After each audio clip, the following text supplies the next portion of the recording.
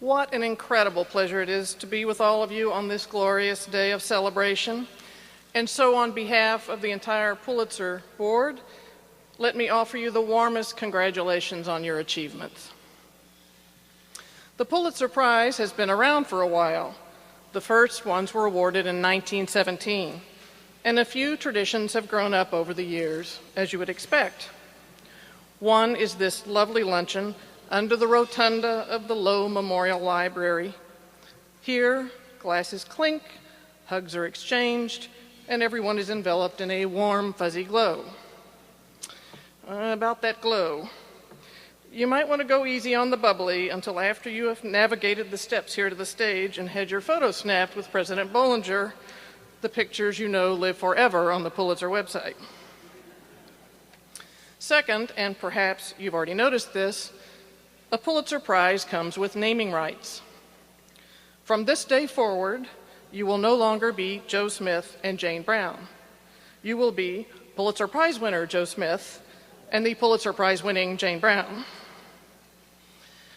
Once you have attained that hyphenated state, you'll be asked to give back, participating in a Pulitzer seminar, or perhaps serving on one of the hard-working juries that vet hundreds of entries submitted each year for consideration. The arts juries work for the better part of the year, reading hundreds of books, listening to hours of music, and watching dozens of new theater works. They collaborate, sometimes vigorously, but always collegially, to identify the 3 best works in each of the categories: fiction, nonfiction, history, biography, poetry, drama, and music. The journalism jurors gather here at Columbia each spring for 3 very long days to pore over hundreds of journalism entries in local, national, international, explanatory, investigative, and breaking news reporting, in feature writing, commentary, criticism, editorial writing, cartooning, feature photography, news photography, and public service, the only prize that always goes to an entire news organization rather than to individuals. Those jurors also put forward 3 finalists in each category, and that collection of finalists then goes to the Pulitzer board members, who spend several months reading and contemplating the work until we gather in April to discuss and vote on the winners. For each of us who are fortunate enough to serve on the board, those 2 days are a real joy, filled with thoughtful discussion of amazing journalistic and artistic work. These Pulitzer categories are not static. They've changed many times over the years and will undoubtedly evolve more in the years to come. But whatever the category, the work always captures one thing: the sloppy, elegant, tragic, heroic mess of human existence. Looking back over 94 years of Pulitzers, you can see how news events have moved off the front page and into the hardcovers of books. They seep into plays and poems as we struggle to make sense of the acts of nature and the actions of man. Year after year, journalism prizes are awarded for the coverage of death. The earth heaves and hundreds of thousands of people die. Or deep inside a young mother, cells go haywire and disease takes her. Or young men die fighting over land and ideals and, too often, insults. From this news coverage, we learn. And then artists come along and bring us a new understanding. Death becomes an excruciating examination of loss in a play like Rabbit Hole, or in the poems of Late Wife, or in fiction like The Road. In the past decade, awards have gone to the riveting photographs of war, devastation on the battlefield and on the home front. We have read about soldiers and ordinary people upon whose land they fight, and we learned about the once secret policies invoked to staunch acts of terror.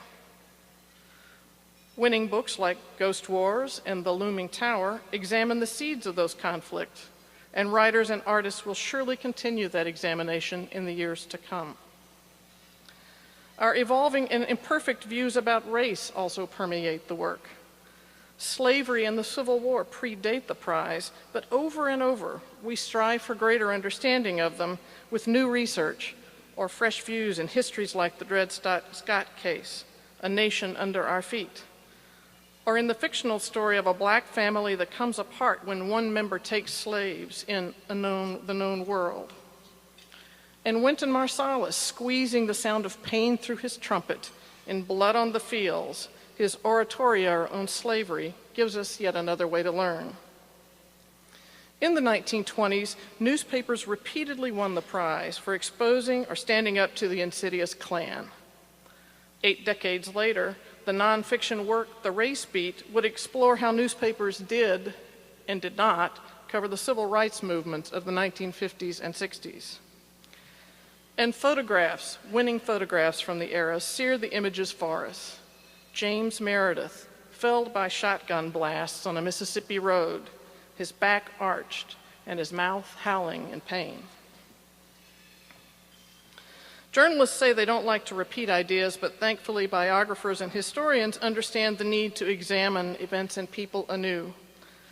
A biography of Andrew Jackson won the prize in 2009, and so did one penned in 1938. Theodore Roosevelt was the subject of a winning work in 1932 and 1980. His cousin FDR in 1949 and 1972.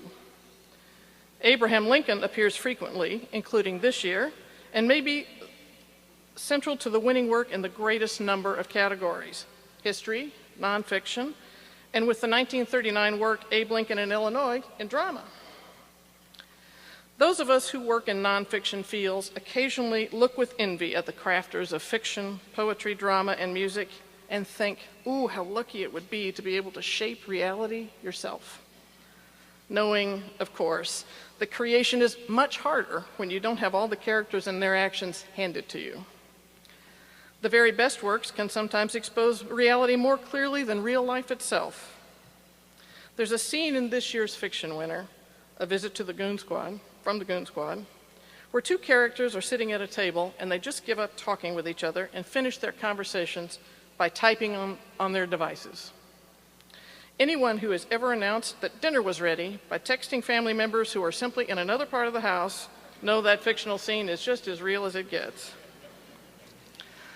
Let me close with one more small bit of advice, and that is this: enjoy this day. Luxuriate in this celebration and savor with all of the people who are here to share it with you. The work begins anew soon enough, so for now, have a marvelous time. And after your lunch, Sig Gisler will be back to resume the rest of the program. Thank you and good afternoon.